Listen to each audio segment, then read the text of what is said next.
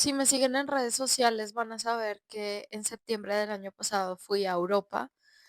Por primera vez crucé el charco y conocí Francia, conocí España, conocí Alemania. Pasé más tiempo en Alemania porque mi hermano vive ahí. Traigo como unos mocos inexplicables. No es gripa, pero estoy estornudando mucho y tengo mocos. Así que perdón si mi voz suena un poco extraña.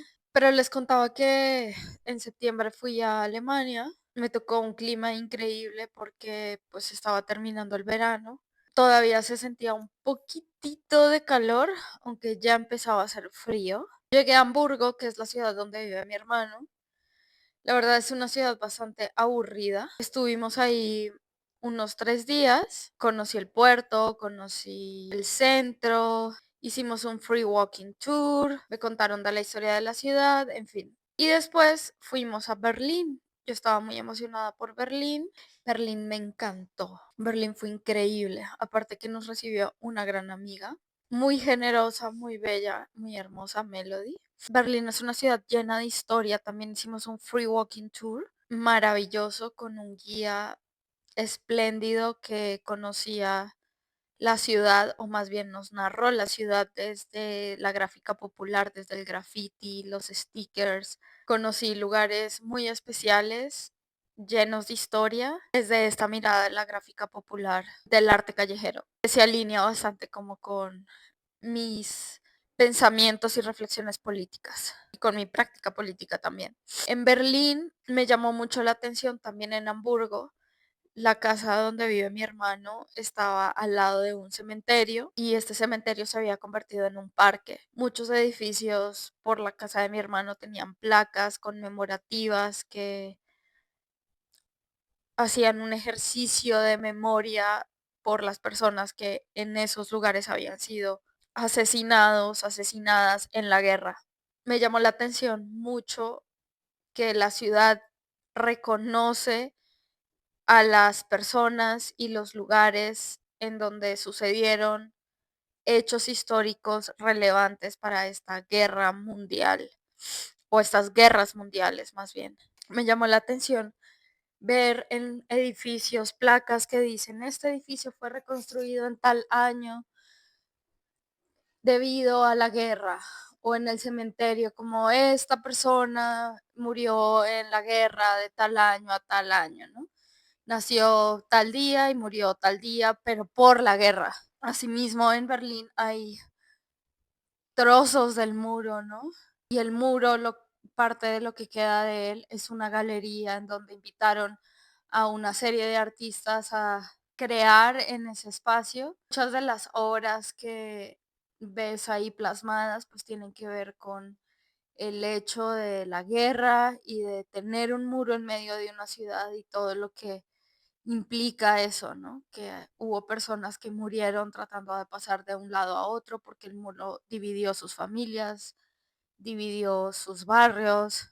Es una ciudad llena de memoria histórica reconocida por el Estado desde el Estado. Toda esta memoria parece una política de Estado y como un constante recordatorio de que lo que sucedió en 1940 y pico no puede volver a pasar.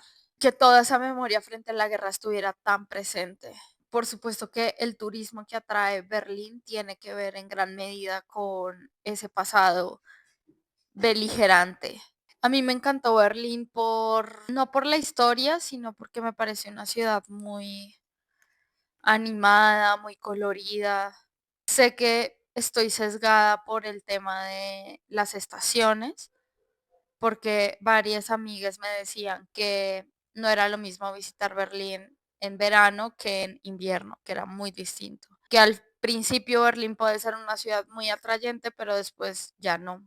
Y que sobre todo tiene que ver con la forma en la que los berlineses son, o los alemanes en general, porque no son muy afectivos, porque no son muy expresivos, porque, en fin, ya saben.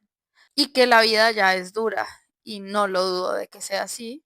Y pese a toda esta memoria que existe en Berlín en torno a, y en Alemania en general, digo, solamente estuve en 2 ciudades, pero estoy casi segura que esto sucede en todos los sitios. A pesar de esa memoria que ves en todos los lugares, las placas en el piso también, las placas en los edificios, los cementerios al aire libre, trozos del muro caminando por la ciudad, graffiti. Hoy en día es muy probable que la ultraderecha vuelva a ganar el poder en Alemania y yo me pregunto, ¿cómo es posible? ¿Saben? Le estamos exigiendo a los estados en México, en Colombia, que reconozcan los crímenes de lesa humanidad que han cometido durante tantos años. Les exigimos memoria, justicia, verdad, paz, reconciliación, etcétera. Y al final estamos prácticamente en la misma encrucijada de hace años, porque resulta que otra vez las ultraderechas están teniendo un montón de auge. Y no solamente auge mediático, no solamente auge ideológico, sino auge práctico, pragmático, en términos de ejecución del poder.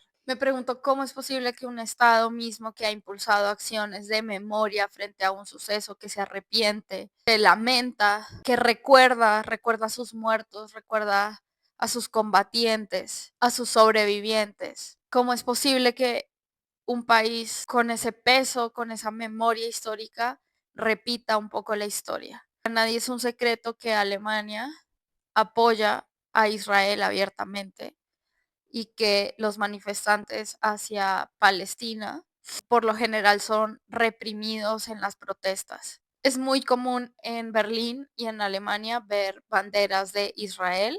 En parte es entendible por la historia misma de Alemania frente a los judíos, pero no estamos hablando de el apoyo a los judíos en general, sino al proyecto sionista, que es un proyecto que no puede entenderse sin el genocidio hacia Palestina. Desde hace rato quería compartirles como esta preocupación o esa constante aparición de esa memoria en este país, en Berlín sobre todo, como que si la memoria no nos sirve todo el tiempo como como una brújula que direcciona hacia dónde debemos de ir, la memoria no sirve para nada.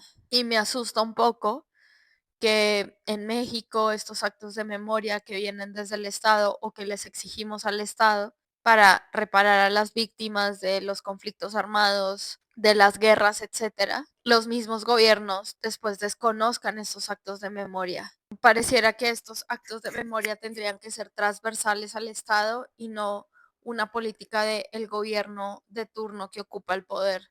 Y no es garantía que un derecho esté inscrito en la Constitución o en donde sea, que vaya a permanecer o que los legisladores y las personas gobernantes respeten lo que dice ahí.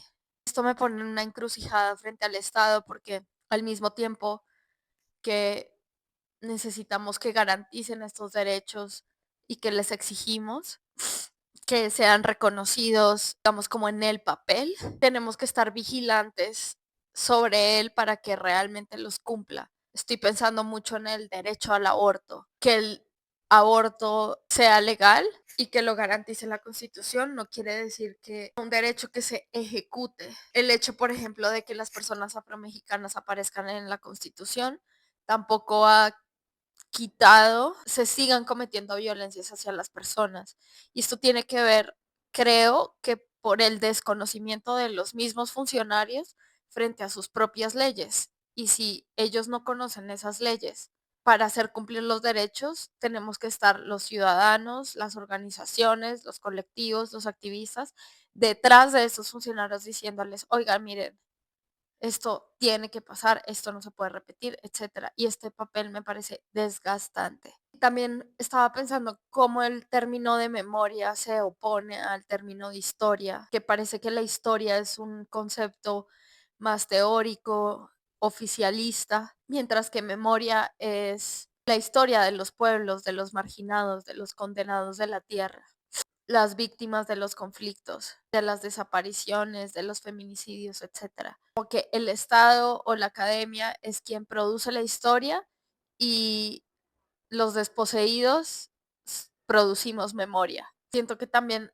un poco la memoria en este juego del Estado es como una nota al pie de los hechos históricos más relevantes. Pues ahí es donde me doy cuenta que la memoria no es política para el Estado, porque todo el tiempo los derechos de estas personas que son víctimas no están garantizados. Son debates necesarios que tenemos que dar, como qué es memoria y cuando le estamos exigiendo al Estado que reconozca esa memoria, ¿a qué nos estamos refiriendo? Solo eso, como que me llamó mucho la atención ver un montón de monumentos y de espacios conmemorativos llenos de memoria. Y hoy en día esa memoria no sirve para nada porque es muy probable que el partido de los nazis vuelva a gobernar Alemania. ¿Qué implica que los nazis estén en el poder? Pues ya sabemos, mucha violencia hacia las personas migrantes, violencia hacia las personas trans, violencia hacia las personas de las comunidades más afectadas, más empobrecidas, más marginalizadas. Estos países, igual, no sé, España también tiene como una historia con el fascismo muy importante. Han olvidado y estamos condenados a repetir la historia, ¿no? Como dicen por ahí, que hay que conocer la historia para no repetirla. El nazismo fue muy escandaloso por el hecho de que se metió con personas blancas. Franz Fanon, creo que es quien dice algo así. Pues podemos ver este fascismo o este nazismo actualizado, yéndose en contra ahora de personas que son migrantes, que no son europeas, que no son blancas. No quiero imaginarme cómo sería una especie de holocausto reactualizado en donde necesariamente ya no la muerte física de las personas ya no sea la práctica dominante, aunque bueno, lo estamos viendo en Palestina, quizá asesinatos más sutiles, donde esa restricción de derechos y la reducción de las mínimas posibilidades de vida terminen por asesinar a esas poblaciones. Poblaciones que solo son humanizadas o solo se valorizan en tanto trabajan, en tanto producen y no en tanto son vida, son personas. Aquí compartiendo mis reflexiones dominicales con ustedes. Déjenme saber qué opinan en los comentarios.